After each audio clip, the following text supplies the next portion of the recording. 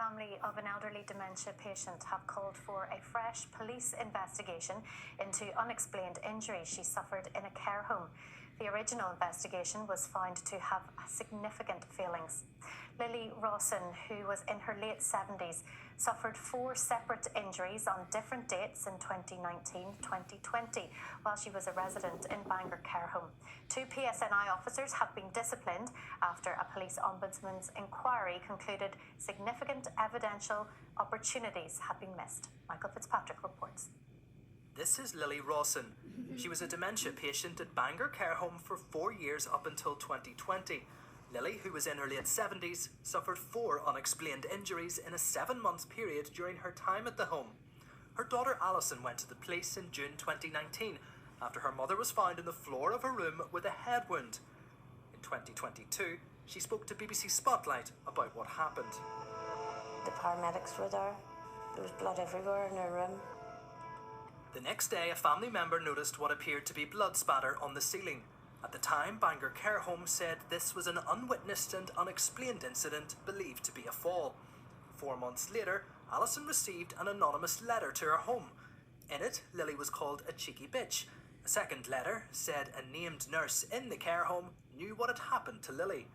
The police said no criminality was found to have taken place, but Lily's family were unhappy with many elements of their investigation. They were just dismissive. They didn't want to know. We were treated with contempt. It was hard going. Alison complained to the Police Ombudsman. Now Marie Anderson has concluded significant evidential opportunities were missed by officers investigating allegations of abuse. In her findings, the Police Ombudsman said the first senior investigating officer appointed to Lily Rawson's case had viewed the marks on her bedroom ceiling but failed to have them forensically examined to see if they were blood. This, the Ombudsman said, was a priority action for the officer and a missed evidential opportunity. She also found that he failed to interview key witnesses, including the member of staff who found Lily bleeding on the floor. The Ombudsman also found there was no evidence another officer who was supervising the case had provided appropriate and regular direction in the investigation. The PSNI has responded by disciplining 2 officers on the Ombudsman's recommendation. Lily's daughter Alison says that isn't enough.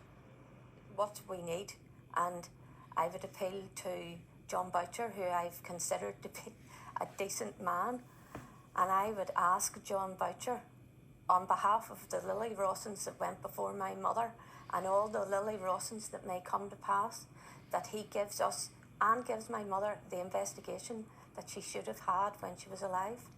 The family's call for a fresh investigation is being supported by the chair of Stormont's Justice Committee. This case, in honesty, will haunt me until the day I die. The details and photographs are disturbing and harrowing. I think that we've got to be realistic in terms of what the outcomes might be, bearing in mind the forensic losses and opportunities missed in this case. However, I think that what Alison needs should be sought. Whatever learning, whatever information the PSNI has, whatever it can take forward, I believe they should. The head of the PSNI's Public Protection Branch, Detective Chief Superintendent Lindsay Fisher, said we accept the Police Ombudsman's review into our investigation and take on board their findings. She added we will now take time as a service to respond to and address any issues highlighted within. When any of our serving officers are suspected to have breached our code of ethics, this is also taken extremely seriously. Lily passed away in 2021. Alison says the Ombudsman's findings are vindication of her view the PSNI never took her mother's case seriously. In the interest of protecting the PSNI's reputation, the least that I expect is a proper investigation that should have been carried out over that 18-month period.